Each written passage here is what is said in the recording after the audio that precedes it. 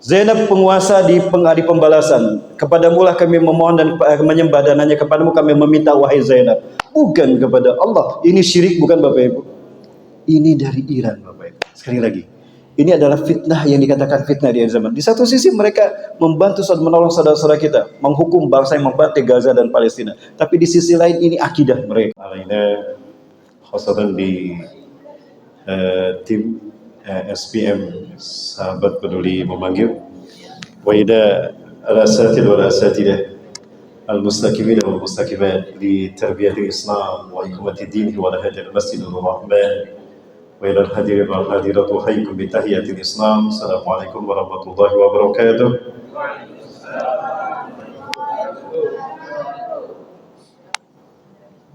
Burung puyuh, burung galan selalu muncul di waktu pagi. Kalau ayah bunda gak jawab salam, saya pulang lagi. Jika matahari terbit dari barat, itulah tanda besar terjadinya hari kiamat. Jika memang kita umatnya Nabi Muhammad SAW, jawablah salam saya dengan penuh semangat. Assalamualaikum warahmatullahi wabarakatuh. Nah, terasa, terdengar banyaknya sekarang, terasa semangatnya.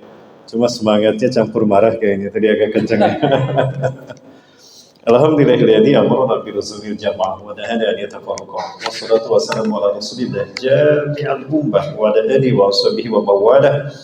Ma syaa Allah kan wa man lam yasha lam yakun wa la haula wa la quwwata illa billah. قال الله تعالى في كتابه الكريم بقوله يهتدي المهتدون أعوذ بالله السميع العليم من الشيطان الرجيم من همزه ونفخه ولا يزالون يقاتلونكم حتى يردوكم عن دينكم إن استطاعوا. الآية. وقال تعالى في آية أخرى واعتصموا بحبل الله جميعا ولا تفرقوا واذكروا نعمة الله عليكم إذ كنتم أعداء فألف بين قلوبكم فأصبحتم بنعمته إخوانا. وقال رسول الله صلى الله عليه وسلم أوصيكم بتقوى الله وأوصيكم بجماعة المسلمين. Al-hadis al-Qamakan Sadaqallahu al-azim wa sadaqa rasul karim wa nana dzalika min asyhadin. Satu karunia yang sangat besar dari Allah Azza wa Jalla, pada malam hari ini saya sampai di titik yang kelima, ya, setelah hari Rabu malam kami mendarat di Sultan Syarif Qasim II Bandara Pekanbaru. Kami kemudian kajian pertama di malam hari Kamis, dan ini adalah titik yang kelima, ya, titik yang kelima kita di safari dakwah kami bersama Sahabat Peduli Memanggil SPM. Dan saya bersyukur pada Allah Subhanahu wa taala pada malam hari ini bisa bertemu dengan Takmir Masjid Nurul Rahman. Terima kasih Ustaz Hedi, alhamdulillah, dan juga para asatid yang sudah mengizinkan kami bisa kajian di sini. Dan juga yang saya hormati para sesepuh, para tokoh, para nini ulama, hadirin kaum muslimin sekalian.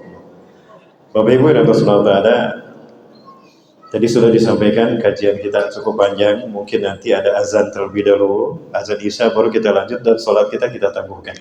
Ini merupakan sunnah yang sebetulnya ingin Rasulullah lakukan. Ya, sampai-sampai Rasulullah SAW itu kalau ada kajian pada maghrib, sholat Isyanya pasti ditangguhkan. Ya, sekitar jam 8:30 atau jam 9 lah. Sehingga Rasulullah SAW mengatakan, laula ana syuqa ala ummati, andaikan tidak memberatkan atas umatku, hada afdalul waqti lil isya. Ini adalah utama-utamanya waktu untuk sholat Isya. Kurang lebih jam 8:30 atau jam 9. Itu Rasulullah selalu begitu ketika ada kajian pada maghrib. Nah, insya Allah kita mengikuti sunnah Rasulullah SAW tadi. Tidak apa-apa ya Bapak Ibu ya. Wah, ini gak ada jawabannya. Jamaah. Oi jamaah. Bapak Ibu yang Subhanahu wa taala, baru 3 bulan yang lalu saya pulang dari Timur Tengah. Saya merasakan aura yang cukup panas. Saya berangkat dari Bandung, dari Bandung ke Jakarta. Dari bandara kami terbang menggunakan Egypt Air, mendarat di Kairo. Dari Kairo kemudian kami langsung ke Jordan. Kami bermalam di Jordania, kemudian kami masuk kajian pertama kami di Gua Ashabul Kahfi. Dari Gua Ashabul Kahfi kami masuk kemudian ke Palestina lewat utara, Hussein Border. lama sekali. Kemudian dari situlah baru kami masuk ke Palestina, Masjidil Aqsa. Selama 4 hari 3 malam kami berada di Palestina. Suasana sangat panas sekali dan nampaknya itu memang kesempatan terakhir menjelang Ramadan kaum muslimin bisa sholat di Masjidil Aqsa. Kemarin Ramadan itu ditutup, bahkan Idul Fitri pun tidak bisa dilaksanakan di Masjidil Aqsa kalau tidak salah. Nah, di situ kami ke Kairo kembali, dan di Kairo kurang lebih ada sekitar 5 hari, ya, baru kami kembali ke tanah air. Nah, Bapak Ibu dan Saudara, saya merasakan bagaimana penderitaan saudara-saudara kita di Palestina khususnya, dan juga saudara-saudara kita di wilayah Timur Tengah yang terdampak dengan bagaimana panasnya geopolitik di dunia hari ini. Ada satu dokumen yang saya simpan yang berisi beberapa video bagaimana penderitaan saudara-saudara kita di Gaza, yang mereka mencoba menasehati kita terkait dengan ibadah-ibadah kita yang bagi kita sih nyaman, kita melaksanakan tanpa kendala, tapi saudara kita di sana, seperti yang Bapak Ibu saksikan, kita dengar salah satu keluhan dari saudara kita yang ada di Gaza. Bapak Ibu yang atas sementara kita baru mulai, namun kita sudah memasuki waktu Isya. Kita akan dulu dengan azan bersama-sama. Setelah azan ini kita simak, kita dengarkan, nanti sholatnya kita tangguhkan. Baik Bapak Ibu, kita lanjutkan. Setelah azan ini kita dengarkan bersama-sama. Bapak Ibu yang atas sementara tadi sudah kita bahas, ya Bapak Ibu sekalian, bagaimana kondisi dari saudara-saudara kita yang ada di sana. Ya. Nah, Bapak Ibu, padahal umat Islam tidak jauh dari Palestina itu jumlahnya banyak. Ini saya coba data negara-negara yang ada di sekeliling Palestina, negara Arab. Ini Palestina, Bapak. Palestina dihuni sekurang-kurangnya ada 4,29 juta jiwa muslim. Dan ini ada Lebanon, ada Suriah, ada Jordan, sekeliling Palestina, kemudian ada Qatar, ada Saudi Arabia, banyak. Ya. Saya hitung jumlah mereka, umat Islamnya saya cantumkan, datanya saya masukkan, dan jumlah mereka ada 364,76 juta jiwa mengelilingi Palestina. Sekali lagi, jumlah umat Islam di Palestina itu ada di sekeliling Palestina ada 364,76 juta jiwa.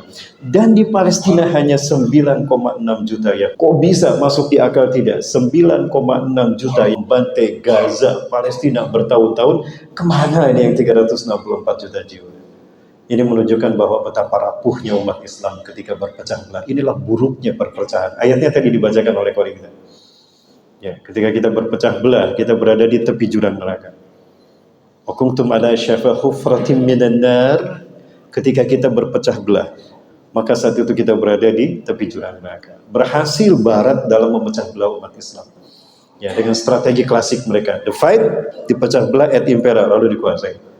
Padahal Allah dulu sudah mengingatkan pada kita Bapak Ibu dengan tamsilan yang sangat indah. Sampai surat ini pun dinamakan surat terkait dengan bagaimana musuh-musuh Islam itu memecah belah umat Islam. Ya. Kita lihat di dalam Quran surat Al-Ankabut ayat ke-41. A'udzubillahi minasyaitonirrajim. Masalul ladzina ittakhadhu min dunillahi awliya'a. Perumpamaan orang-orang yang menjadikan selain Allah sebagai pelindung, pemimpin, penolong. Tuh, coba lihat sekarang. Negara-negara Islam berbondong-bondong menjadi anggota BOP, termasuk Indonesia ikut di dalamnya. Padahal itu adalah rekayasa mereka. Ya. Perumpamaan orang-orang yang menjadikan orang-orang selain Allah, maksudnya selain Allah, sebagai pelindung, penolong, pemimpin, teman setia, teman kepercayaan. Kamasalil ankabut, seperti laba-laba ittakhadat baitan, ketika laba-laba itu membuat rumah. Dan Allah tegaskan tentang sifat rumah laba-laba, wa inna auhanal buyut, dan sungguh selemah-lemahnya rumah yang paling lemah, dan baitul ankabut adalah rumah laba-laba. Lau kanu ya'lamun, andaikan mereka mengetahui dan memahaminya. Ya. Tamsil orang-orang yang menjadikan bukan orang beriman, bukan Allah, Rasul, dan orang beriman sebagai pemimpin, penolong, pelindung, ya seperti laba-laba. Nah, coba lihat, Bapak Ibu sekalian mati Allah. Bapak Ibu, nah ini rumah laba-laba, ini sarang laba-laba kan? Sarang laba-laba ini terbuat dari serat tubuhnya sendiri. Mereka membuat wadah berdasarkan pemikirannya, bukan dari Quran dan Sunnah, bukan dari wahyu Allah, tapi dengan filosofi dan strategi akal pikir mereka. Ya, kalau ini sarang laba-laba Bapak Ibu. Kalau ini sarang apa? Mirip dengan ini kan? Ini sarang bangsa-bangsa PBB Bapak. Subhanallah. Sama mirip ternyata lambang PBB dengan yang ini, lambang PBB ini. Yang sebetulnya itu merupakan siasat mereka untuk memecah belah umat Islam. Umat Islam yang tadinya ummatan wahidah, satu tubuh, dipecah belah dalam frame nasionalisme. Sudah dipecah belah dalam frame nasionalisme, dipecah lagi dalam multi orpol, ormas, sekte, madhab, etnis, dan tidak mau bersatu. Betul? Yang satu pakai kunut, yang satu tidak. Yang satu usoli, yang satu tidak. Yang satu tahlilan, yang satu tidak. Begitu kan? Mereka bersatu tidak? Auzubillah. Jamaah, inilah yang menjadi strategi mereka untuk memerangi Islam. Ya. Umat Islam banyak, tidak mungkin mereka menghalangi langsung. Itu kata Allah demikian. La yuqatilunakum jami'an illa fi quram muhassanah. Mereka tidak akan memerangi kalian ketika kalian berjamaah. Illa fi quram muhassanah, melainkan di kampung-kampung yang berjauhan. Palestina di sana, Jordan di sana, terus pecah belah. Seperti biri-biri ketika akan dimakan oleh serigala. Serigala tidak berani menerkam biri-biri yang berjamaah. Betul tidak Bapak Ibu? Ketika ada domba berkumpul, nggak berani itu serigala menerkamnya. Karena domba itu berjamaah. Bagaimana cara agar domba itu bisa dimakan? Nah, dipecah belah dulu.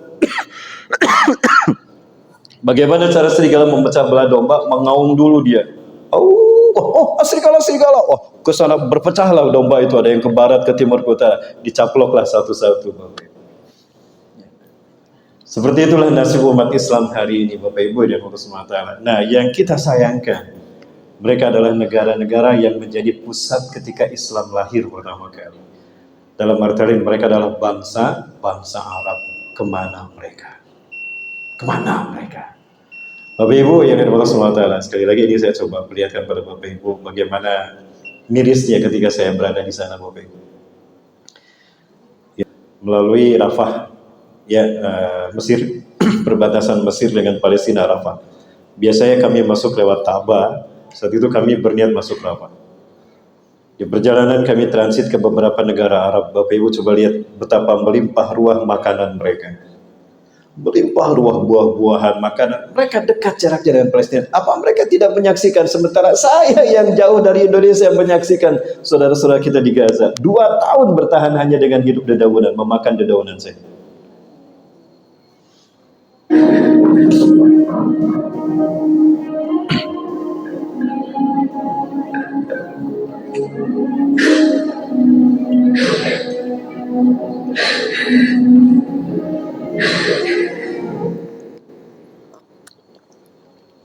Masya Allah.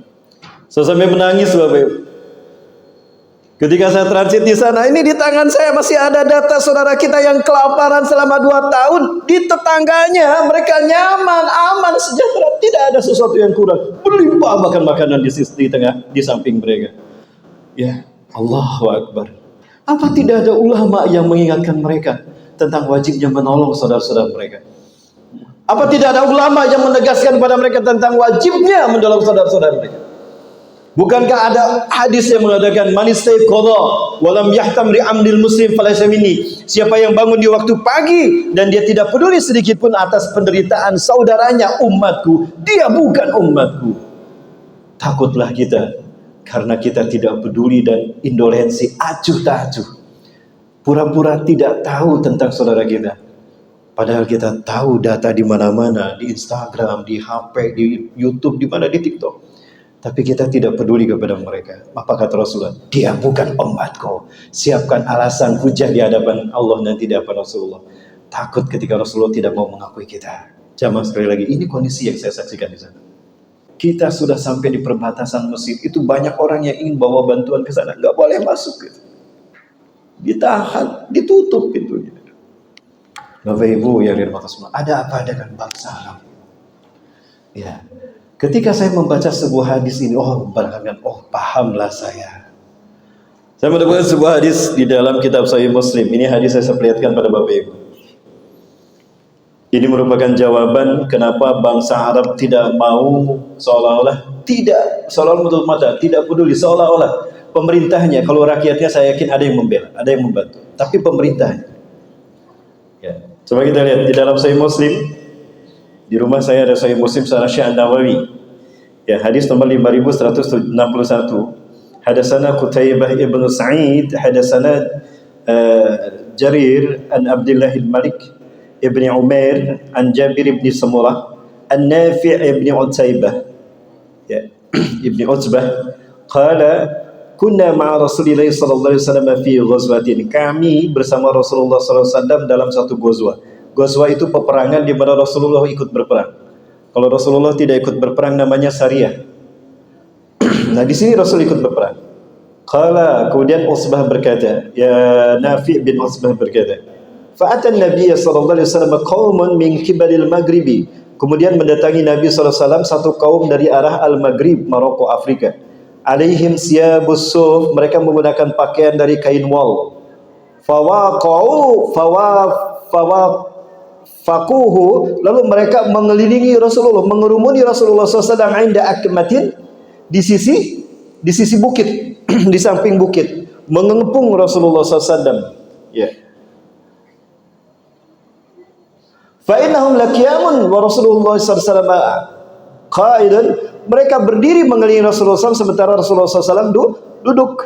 Qala, kemudian Nafi berkata, faqalat li nafsi, maka kemudian jiwaku, hatiku berkata pada diriku sendiri, atihim faqum bainahum wa bainah, datangilah mereka, berdirilah antara mereka, halangi, berdirilah antara mereka dengan Rasulullah SAW. La yaqtalunahu, sehingga mereka tidak mengepung Rasulullah SAW. Qala summa qultu la'allahu najiyyun ma'hum, lalu aku berkata sepertinya Rasulullah sedang berbisik atau merintih kepada mereka. Faqumtu bainahum wa bainahu, lalu kemudian aku berdiri di antara mereka dan antara Rasulullah. Qala, kemudian Rasulullah bersabda, fahafiztu minhu, maka aku hafal dari apa yang dikatakan Rasulullah SAW, arba'a kalimatin, ada 4 kalimat yang aku hafal dari apa yang dikatakan Rasulullah SAW. Awduhunna fi yadi, aku menghitung dengan tanganku. Rasulullah mengatakan berapa kali ini? Rasulullah mengatakan berapa kali? Rasulullah mengatakan 4 kalimat. Qala, Rasulullah bersabda, ini yang dikatakan Rasulullah SAW saat itu, tagzuna jaziratil Arab fayaftahu Allah, kalian akan memerangi jazirah Arab dan Allah akan memenangkannya untuk kalian. Ya. Jadi bangsa Arab ini akan diperangi oleh kaum muslimin. Kemunafikan mereka, kefasikan mereka, bungkamnya mereka, dan Amerika di tanah kaum muslimin, itu merupakan bukti kefasikan dan kemunafikan. Nah, inilah yang diperangi nanti oleh Imam Mahdi. Subhanallah, bukan kapitalisme blok barat, bukan komunisme blok timur yang diperangi pertama kali ketika Imam Mahdi dibayar, tapi kemunafikan dan kefasikan para penguasa-penguasa Arab. Subhanallah, Amerika dan bela, sementara yang condong kepada umat Islam diperangi. Terjadi kan hari ini Bapak Ibu? Masya Allah. Bagaimana hukumnya? Ya, kalau tidak salah di dalam kitab Al-Wala wal Bara karya Syekh Syahid Al-Qahtani, di sana ada bab nawaqidul Islam, ada bab tentang perkara-perkara yang membatalkan keislaman seseorang. Ada 10 perkara kalau seseorang mukmin muslim melakukannya murtad itu. Apa itu? Inqada, qada liqatil Islam min alaki. Apa itu? Intisarul kafirin wal musyrikin fi qital muslimin fa huwa kufrun. Menolong orang-orang kafir, menolong orang-orang musyrik yang jelas-jelas sedang memerangi kaum muslimin, itu kafir. Bukannya menolong umat Islam yang diperanginya, malah menolong orang-orang kafir yang dan musyrik yang memerangi umat Islam. Itu yang terjadi hari ini kan Bapak Ibu? Jamaah sepi pada kemana ini? Jamaah, oi jamaah, mau masuk surga? Sedikit yang jawab, sedikit yang berminat. Jamaah mau masuk surga? Mau langsung atau mau mampir dulu ke neraka? Langsung malam ini? Oh enggak, masih betah ya di Sungai Pinang ya. Baik, jamaah yang dirahmati Allah. Kemudian apa? Summa Farisa, kemudian kalian akan memerangi Iran. Fayaftahu Allah, kalian akan memerangi Persia dan Allah akan memenangkan kalian atas Persia.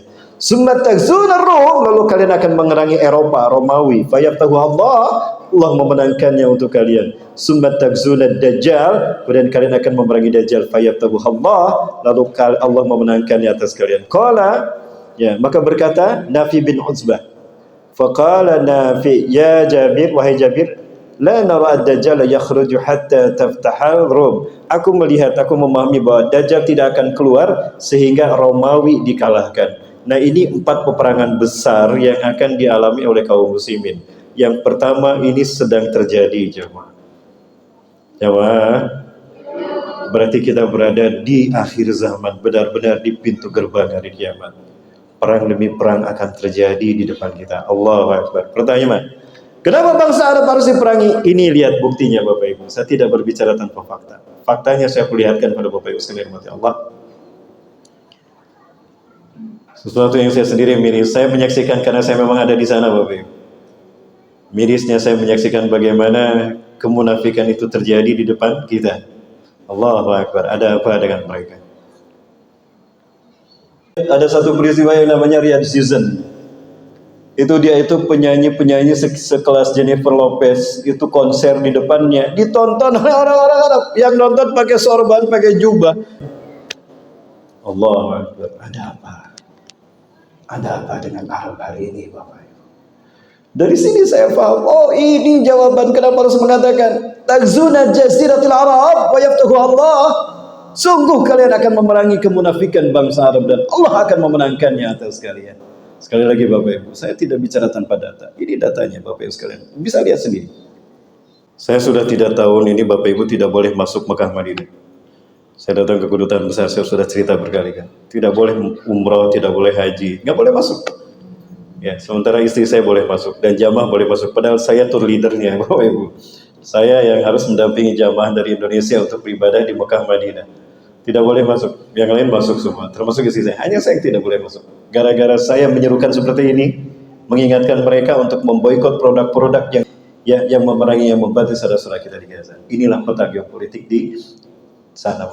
Baik, saya kira cukup untuk Arab. Yang kedua tadi, summa Farisa, kemudian kalian akan memerangi Persia dan Allah akan memenangkan kalian atasnya. Hari ini kita menyaksikan Iran sebagai representasi dari Persia hari ini sedang membantu kita. Kita berterima kasih kepada Iran. Hari ini mereka membarasa kita menghukum. Hari ini mereka menghukum negara bangsa dan juga Amerika yang karena hakikatnya merupakan musuh peradaban manusia, bukan musuh. Ya. Nah, namun ada satu hal yang saya tidak bisa menutup mata tentang bagaimana perbedaan yang sangat mencolok antara kita dengan mereka, Bapak Ibu. Jamaah yang dirahmati Allah Subhanahu wa taala. Iran merupakan salah satu negara yang bermadhabkan, bukan berakidahkan Syiah. Ya, Bapak Ibu, ini Bapak Ibu bisa lihat salah satu dari perayaan hari-hari besar di Iran. Ini kesaksian dari ulama Syekh Jabir Abu Al-Muntasir menceritakan bagaimana orang-orang Syiah Iran mereka merayakan hari-hari besar mereka. Yang satu ini adalah hari raya Idul Qadir. Ada banyak hari besar mereka. Ya, ada Idul Qadir, ada Ashura, ya, ada Haul Arba'in. Ya, dan Bapak Ibu coba lihat yang satu ini. Sesuatu yang membuat saya pun merinding. Kita abduka ya Haidar. Saya adalah hambamu wahai Haidar. Haidar ini adalah sebutan kepada Ali bin Abi Thalib. Mereka mengatakan saya adalah hambamu wahai Ali bin Abi Thalib. Jadi bukan hamba Allah. Berarti mereka mempertuhankan Ali bin Abi Thalib. Dan lihat Zahra Ar-Rahmanur Rahim, sifat Allah mereka nisbatkan kepada makhluk Allah Azza wa Jalla. Zahra. Siapa yang masukkan Zahra? Siti Fatimah. Zainab penguasa di pembalasan. Kepadamulah kami memohon dan menyembah, dan hanya kepadamu kami meminta wahai Zainab. Bukan kepada Allah. Ini syirik bukan Bapak Ibu? Ini dari Iran Bapak Ibu. Sekali lagi, ini adalah fitnah yang dikatakan fitnah di akhir zaman. Di satu sisi mereka membantu menolong saudara-saudara kita, menghukum bangsa yang membantai Gaza dan Palestina. Tapi di sisi lain ini akidah mereka. Ya. Jadi ketika Iran nanti menang Amerika, ini bukan representasi kemenangan Islam, bukan Bapak Ibu. Tapi kemenangan umat manusia atas kezaliman di muka bumi, atas kekufuran dan keangkaran murkaan, kesombongan manusia, makhluk yang bernama setan yang bernama manusia, Amerika. Kita lihat makin lama makin merinding saya Bapak Ibu. Awalnya mereka mengatakan la Muhammad illa Ali. La Muhammad illa Ali, tidak ada Muhammad kecuali Ali. Wala Aliya illa Zahra. Terakhir mereka mengatakan la ilaha illa Zahra. Allahu Akbar. Nah, jemaah, ini saya baru memperlihatkan hanya satu saja dari Bapak Ibu, ya, dari mereka. Ya Bapak Ibu atas SWT. Nah, mereka juga sebetulnya sedang mempersiapkan kedatangan daripada siapa ulama-ulama siapa Imam Mahdi mereka, versi mereka Bapak Ibu ya, yang sejak beberapa tahun ke belakang itu viral bagaimana mereka melakukan upacara penyambutan Imam Mahdi, karena mereka meyakini belakangan di tahun-tahun inilah Imam Mahdi mereka akan keluar. Nah jemaah, ini satu alasan kenapa kita harus kenapa dikatakan akan memerangi Persia. Apalagi kata Rasulullah, Dajjal akan keluar, akan mendatangi kita, diikuti oleh 70.000 pasukannya dari lembah Isfahan Iran menggunakan jubah Persia. Artinya 70.000 pasukan Dajjal nanti berasal dari Iran, Isfahan, tapi bukan orang Persia. Bapak Ibu, itu yang kedua. Yang ketiga, summa tagzuna Rum wa yaqtahu Allah. Kemudian kalian akan memerangi Romawi dan Allah akan memenangkannya untuk kalian. Kalian akan memerangi Romawi dan Allah akan memenangkannya untuk kalian. Hari ini Bapak Ibu, di negara-negara yang bertentangan dan tidak mau nurut dengan mereka, semua pemimpin negara yang tidak mau tunduk kepada agenda politiknya Amerika habis tuh Bapak Ibu. Ya, itu yang mereka lakukan. Ya. Datanya banyak Bapak sekalian. Contohnya siapa? Banyak, ini saya perlihatkan juga pada Bapak Ibu. Nama-nama presiden yang mereka ketika tidak sejalan dengan siapa, tidak lagi sejalan dengan mereka, habis tuh Bapak Ibu. Nih. Ya, itu pemimpin yang saya sudah tidak ada, karena berani menentang kebijakan Amerika dan Israel Bapak Ibu yang bersemata. Indonesia, ya gabung dengan board of peace-nya. Ya, tapi insya Allah rakyatnya tidak Bapak Ibu. Betul? Saya termasuk yang tidak setuju dengan board of peace itu. Ya. Dan sudah jelas-jelas board of peace ditandatangani. Belum lama, baru 17 hari board of peace ditandatangani. Pembantian makin gila di Gaza. Makin gila. Apakah ini bukti yang namanya badan perdamaian? Inikah bukti dari board of peace itu, Bapak board of peace itu, badan dewan perdamaian? Baru 17 hari saja pembantian makin gila. Nyawa saudara kita dibantai di sana. Jadi kebohongan.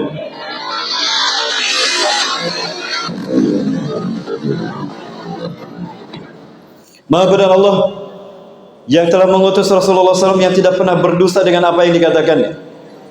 Dalam hadis-hadis yang jelas-jelas Rasulullah SAW menyatakan pada kita seperti itu Bapak Ibu. Ya. Hadis yang tadi saya perlihatkan pada Bapak Ibu sekalian mengingatkan tentang bagaimana kondisi bangsa Arab hari ini Bapak Ibu. Ya. Persis seperti apa yang Rasul sabdakan 14 abad yang lalu. Rasulullah SAW bersabda, yusikul umam, aku khawatirkan umat manusia, bangsa-bangsa di dunia, antada alaikum, akan memangsa kalian kama tada'ala akalatu ila qas'atiha, sebagaimana sebuah hidangan yang disantap di atas meja. Hari ini kita menyaksikan apa yang Rasul sampaikan terjadi. Umat Islam ibarat hidangan di atas meja, disantap oleh para pemangsa. Ya, bukan hanya keringat kita yang mereka peras dari kita, bukan hanya kekayaan alam yang kita punya diambil, dirampas, dicuri sama mereka. Akidah umat Islam juga diperas habis.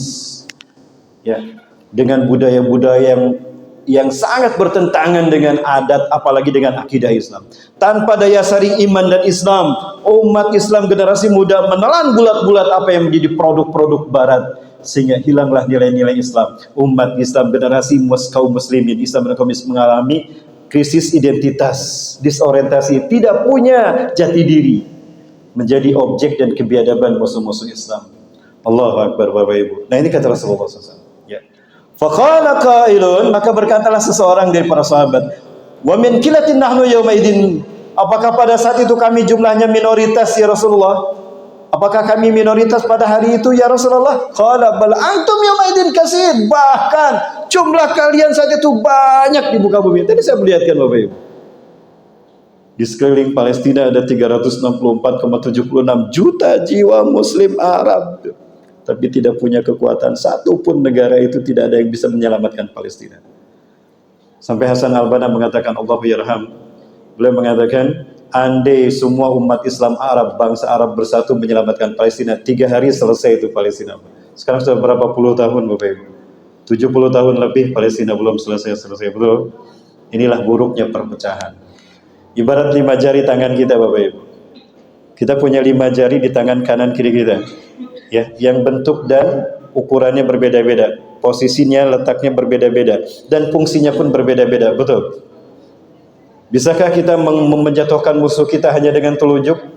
Ada orang mengajak berkelahi sama kita, ayo saya lawan kamu, tapi kita hanya menggunakan telunjuk. Bisa kita menjatuhkan dia? Bukan dia yang jatuh, telunjuk kita yang patah. Betul? Apalagi dengan kelingking. Ini bukan berkelahi, ngajak damai ya. Tapi coba kalau 5 jari yang berbeda bentuk dan fungsinya kita satukan, kita kepalkan, ada yang mau mencicipi?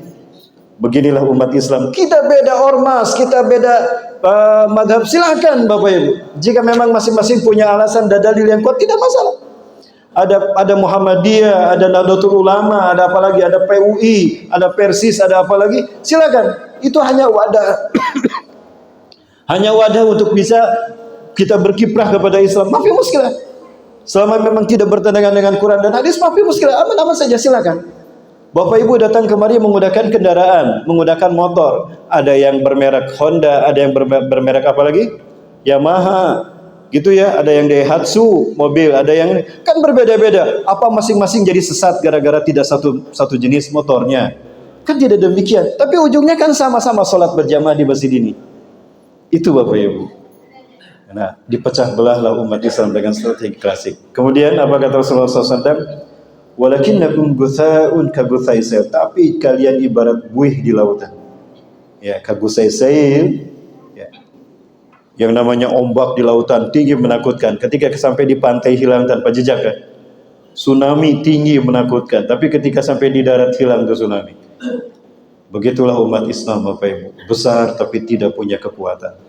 Kemudian waliyaz'anallahu min suduri aduwikum al-mahabbah. Allah mencabut rasa takut dari dada musuh-musuh kalian. Jumlah kita yang mayoritas tidak lagi mereka takutkan. Kenapa? Kita sudah dipecah belah.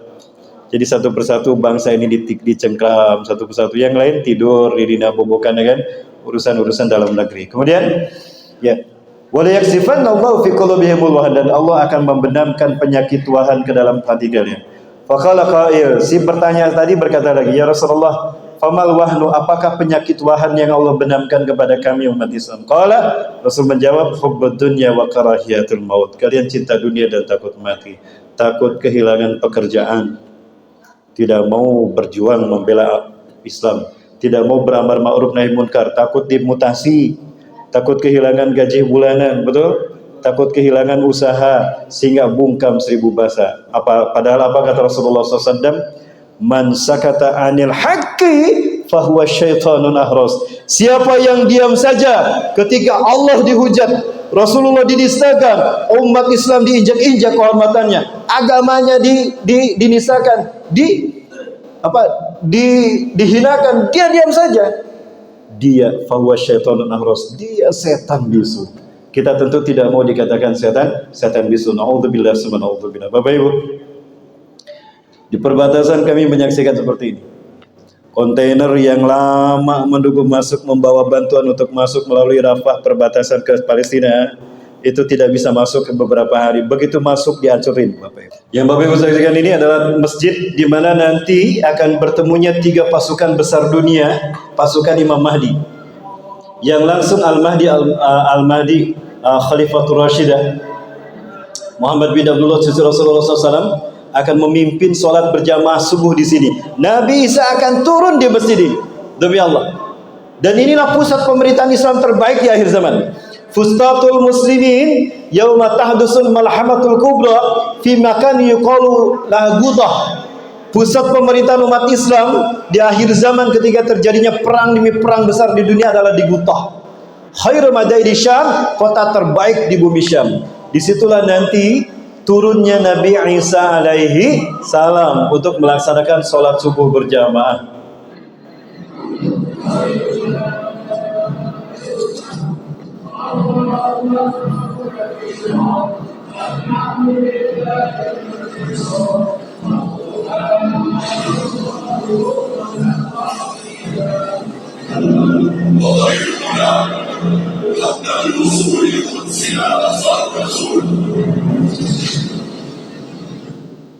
Seseorang bertanya kepada Rasulullah SAW, ya Siti Maimunah, ya Rasulullah, kalau kami tidak bisa berangkat ke sana, apa yang harus kami lakukan ya Rasulullah? Jauh Palestina ya Rasulullah. Ya kami di Madinah, kata Siti Maimunah.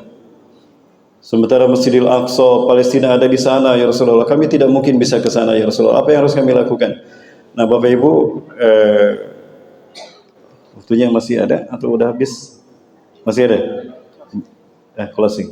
Nah, Bapak Ibu yang Rasulullah Ta'ala, apa yang harus kita lakukan? Nah, yang harus kita lakukan adalah apa yang Rasul perintahkan kepada Siti Maimunah dan khususnya juga kepada kita. Hitopnya memang pada Siti Maimunah.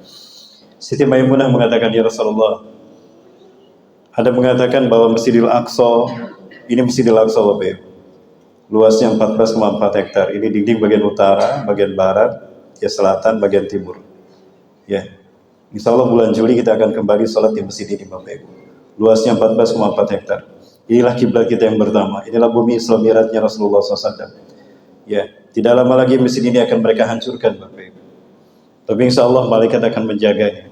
Saya yakin, mudah-mudahan dengan yakin, saya yakin-yakinnya, Al-Aqsa tidak akan bisa mereka robohkan. Ya, karena Allah akan memberikan hukuman kepada mereka. Nah, Bapak Ibu Rasulullah Ta'ala, Rasul memerintahkan kepada kita melalui Siti Maimunah, itu wasulufi. Datanglah kalian ke Masjidil Aqsa ini, salatlah kalian di sana. Fa inna salata fika sadaqah fi salatin fi masiwa. Salat kalian di Masjidil Aqsa sama dengan salat di masjid yang lain 1000 kalinya. 1000 kali lebih utama dari salat di masjid manapun di muka bumi. Ya Rasulullah, arwa'ita illa masatian athammad ila famada ta'muruna. Jika kami tidak bisa berziarah ke Masjidil Aqsa, salat di dalamnya ya Rasulullah, apa yang harus kami lakukan? Fatuhdilau zidan yusallu fi. Sumbangkanlah zaitun-zaitun kalian. Ya, untuk menyalakan Masjidil Aqsa agar salat bisa ditegakkan di sana, agar Islam bisa tegak di Masjidil Aqsa. Faman fa'ala dzalika kaman ata. Siapa yang menyumbangkan hartanya, zaitunnya untuk menyalakan Masjidil Aqsa sehingga salat dan bisa ditegakkan di sana, sehingga Islam bisa tegak, jihad bisa ditegakkan di bumi para nabi dan rasul, di bumi Islam ini. Itu sama dengan dia datang salat dan berjuang di Palestina. Nah, Bapak Ibu yang dirahmati Allah Taala, kami hari ini hadir kepada Bapak Ibu sekalian untuk mengajak, yuk kita tunaikan apa yang menjadi perintah dari Allah dan Rasulnya kepada kita untuk membela saudara-saudara kita di Gaza sana. Bapak Ibu, wajib hukumnya hari ini berjihad membela mereka, dan haram kita berdiam diri. Haram hukumnya laki-laki dan perempuan muslim yang sudah akil balik diam saja. Kenapa? Karena jihad membantu mereka sekarang sudah berubah dari fardu kifayah menjadi fardu ain. Betul Ustaz? Ya. Ada 4 perkara, kalau salah satunya terjadi, maka jihad yang fardu kifayah berubah dengan fardu ain. Setiap kita wajib berjihad. Tidak berjihad, na'udzubillah. Ya, khawatirnya munafik. Lebih dahsyat lagi murtad, na'udzubillah. Silakan buka dalam Quran surat Al-Maidah ayat ke-50 berapa? Mayartadda minkum an dini. Ya, siapa yang keluar dari agamanya, bukan saja keluar dengan menyatakan murtad, menyatakan diri kepada menyembah selain Allah, bukan hanya itu, tapi meninggalkan kewajiban berjihad di jalan Allah. Itu akan membuat kita diganti oleh kaum yang lain. Nah, Bapak Ibu, yang pertama, apabila musuh sudah menawan satu orang muslim, apabila musuh sudah menawan satu orang muslim, maka jihad berubah dari fardu kifayah menjadi fardu ain. Bapak Ibu, yang ketiga, khalifah atau ulama sudah menyerukan nafirul am, menyerukan jihad fisabilillah, haram kita berdiam diri. Dan yang keempat, musuh dan kita sudah berhadapan-hadapan di medan perang. Kita sudah berhadapan, cuma kita dibikin sibuk dengan urusan kita sendiri. Padahal mereka sudah masuk menghadapi kita, yang melucuti Islam kita, menghancurkan saudara kita, menghancurkan masjid-masjid kita. Nah, 4 perkara ini yang membuat jihad berubah menjadi fardu ain.